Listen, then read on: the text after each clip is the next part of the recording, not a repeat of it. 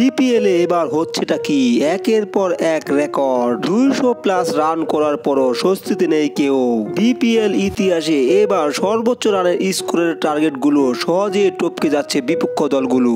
এ যেন 4 ছক্কার বৃষ্টি বলাই যায়। তাছাড়া প্রায় প্রতি ম্যাচে সেঞ্চুরি দেখাই যাচ্ছে।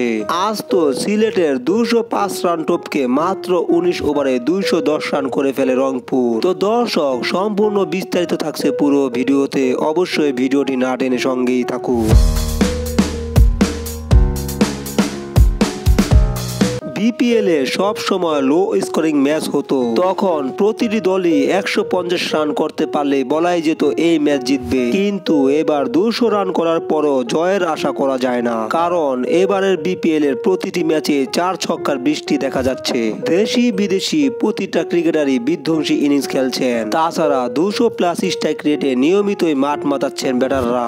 আজ সিলেট এবং রংপুর ম্যাচে তার প্রমাণ। প্রথমে সিলেট ব্যাট করতে নেমে রনি তালুকদার, জাকির হাসান, জাকির আলী এবং অ্যারন জোন্সের বিধ্বংসী ইনিংসে নির্ধারিত 20 ওভারে 205 রান সংগ্রহ করেছিলেন। 206 রানের বিশাল টার্গেটে ব্যাট করতে নেমে রংপুরের অ্যালেক্স হেলসের 113 রান এবং সাইফ হাসানের 80 রানের দুর্দান্ত ইনিংসে 1 ওভার বাকি থাকতে 210 রান করে ম্যাচ জিতে নেয় রংপুর রাইডার্স। এই খেলাটি দেখে অবশ্যই দর্শকদের পয়সা উসুল করার ম্যাচ। জিপিএল ইতিহাসে এর আগে কখনো এমন ম্যাচ দেখতে পারেনি দর্শক। তো দর্শক, সম্পূর্ণ ভিডিওটি দেখার জন্য ধন্যবাদ। অবশ্যই চ্যানেলটি সাবস্ক্রাইব করে পাশে থাকুন।